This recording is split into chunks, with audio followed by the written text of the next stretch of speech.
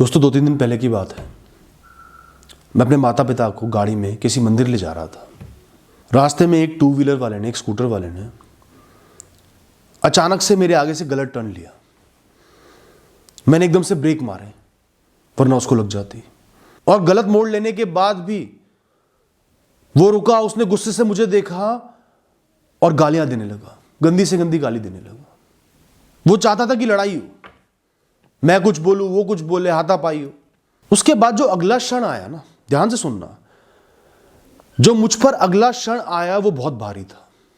मेरे अंदर अचानक से तीव्र लहरें दौड़ने लगी, ऊर्जा भर गई, हाथापाई करने की, लड़ाई करने की, गुस्सा करने की। मन बेकाबू हो गया, विचलित हो गया। बस मन पे एक ही बात हावी थी कि जाकर उसको सबक सिखा दे, अपनी ताकत आजमा दे, उसको कम दिखाना है। जो भी मेरी समझदारी थी, मेरी बुद्धि थी, वो गुस्से में तब्दील हो रही थी उस ऊर्जा के जरिए जो मेरे अंदर पैदा हो गई थी, मेरे मन ने पैदा करी थी, मेरी इंद्रियों ने पैदा करी थी। उस समय सबसे आसान था गाड़ी से उतरना, जाके उससे लड़ाइयां करना, हाथापाई करना, सबक सिखाना। पर मैंने तुरंत खुद को रोक दिया। रुक, खुद से बोला रुक, थम जा, चलने दे लहरों को। कौन है ये इंसान? क्या काम है इसका मेरे जीवन में? ये तो सिर्फ एक निमित्त बन के आया है मुझे दुख देने के लिए, परेशानी देने के लिए, मेरी राह से भटकाने के लिए। इसका जो स्वभाव है, इसकी जो गालियां हैं, वो मेरी प्रतिनिधि थोड़ी ना है। वो ये थोड़ी बता रही है कि मैं कौन हूं, वो ये बता रही है कि वो कौन है, उसकी परवरिश कैसी हुई है, उसकी सोच कैसी है, उसका स्वभाव कैसा है, उसका मन कैसा है। ये तो मुझे बता रही है कि ऐसे इंसानों से दूर रहना है, इनसे बहस नहीं करनी। मुझे तो उस पर दया खानी है कि वो कैसा जीवन जी रहा है, अपनी गलती नहीं मान पा रहा, और थोड़ा सा कुछ होते ही उसके मुंह से गालियां ही गालियां निकल रही हैं। समता का भाव है नहीं, सेल्फ कंट्रोल है नहीं, शांति है ही नहीं। मैं उससे दुश्मनी क्यों पालूं, जिसको यही नहीं पता कि वो क्या शब्द कह रहा है, जिसके मन में इतनी क्षमता ही नहीं है, उससे क्या रंजिश पालनी। और सबसे जरूरी है कि ईश्वर ने, जीवन ने, बुद्धि ने मेरा एक लेवल बनाया है, एक स्टैंडर्ड बनाया है। मैं उसको त्याग दूं, छोड़ दूं, नीचे गिर जाऊं, उस इंसान के स्टैंडर्ड पर पहुंच जाऊं, तो वो विजयी हुआ, मेरी हार हुई। मेरी पर्सनैलिटी शैलो निकली, कमजोर निकली, मैं उसके लेवल पर आ गया। फिर मैंने खुद को एहसास दिलाया कि मेरा समय, मेरा वक्त, मेरी ऊर्जा, मेरे कर्म बहुत कीमती हैं। इतने सस्ते नहीं है कि किसी ने जरा सा कुछ कह दिया मैं अपनी राह भटक जाऊं, समय बर्बाद कर लूं, उससे हाथापाई करके अपने कपड़े फटवाऊं, बेइज्जती करूं, 4 लोग इकट्ठे हो। मेरे आज के दिन का काम, कर्म, पर्पस क्लियर है। माता पिता को मंदिर के दर्शन कराने हैं और शांति से घर वापस जाना है। मैं इसमें किसी को भी बाधा क्यों बनने दूं? मेरी राह सही है, सच्ची है, अच्छी है, मैं उस पर ही चलते जाऊंगा ना। मैं क्यों भटकूं किसी की भी वजह से? किसी को इतना इंपॉर्टेंट बनाऊं ही क्यों? अगर मैं अपने वक्त को कीमती नहीं समझूंगा, अपनी ऊर्जा को कीमती नहीं समझूंगा, तो कोई नहीं समझेगा। फिर मैंने सोचा कि ये है कौन मेरे जीवन को छूने वाला, मुझे अफेक्ट करने वाला? ये तो मेरे लिए कोई है ही नहीं, मेरे लिए इसके जीवन का कोई अस्तित्व ही नहीं है। जैसे कुछ दिनों पहले मैं एक दिन ऋषिकेश गया था, पुल पार कर रहा था, अचानक से बिना मौसम की बरसात आ गई, पूरा भिगा दिया। तो क्या मैं बादलों से युद्ध करूंगा, आकाश से युद्ध करूंगा, मौसम से युद्ध करूंगा, प्रकृति से युद्ध करूंगा, या प्रकृति को कोसूंगा?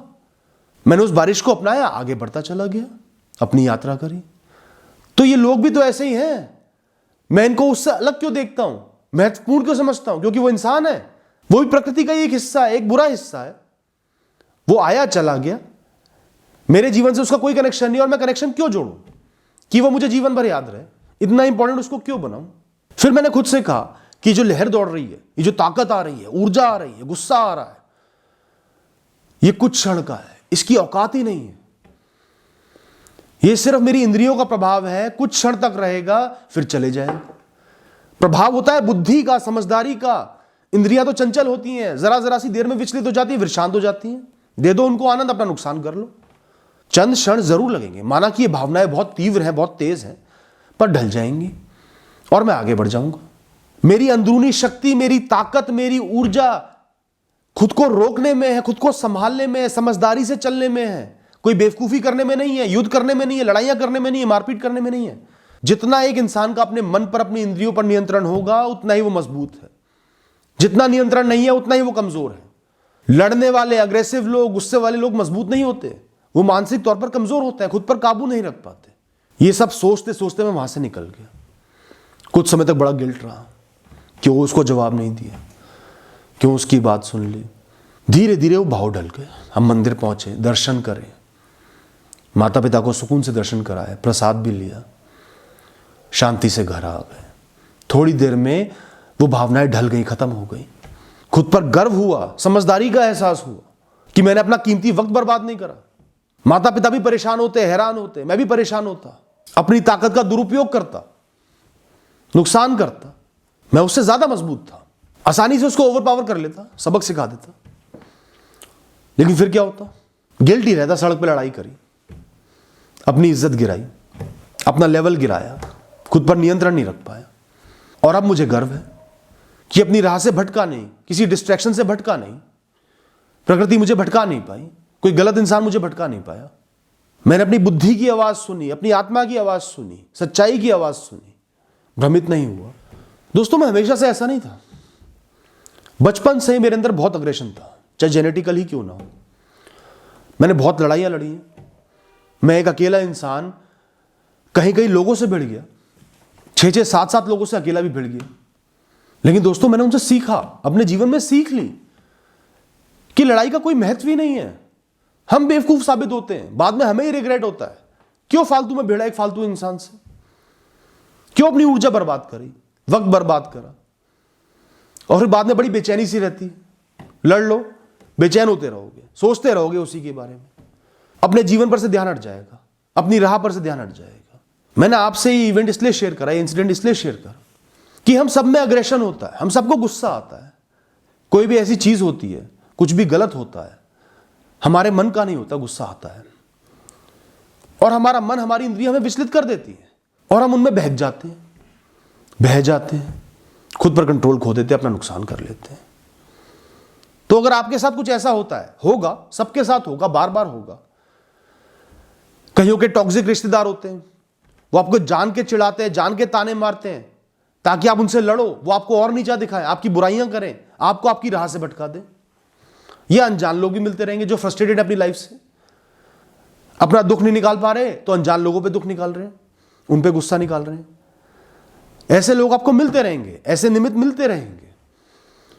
लेकिन वो कुछ क्षणों का एक युद्ध है जो आपको अपने मन से, अपनी इंद्रियों से लड़ना है, आपकी समझदारी को लड़ना है और अपनी राह से भटकना नहीं, अपनी राह पर आगे बढ़ते रहना है। सिर्फ कुछ क्षण वो कर लोगे, उसके बाद आपको सुख मिलेगा, एहसास होगा कि समय बर्बाद नहीं करा। अंदरूनी तौर पर यही आपकी मजबूती है दोस्तों, यही होते हैं मजबूत लोग।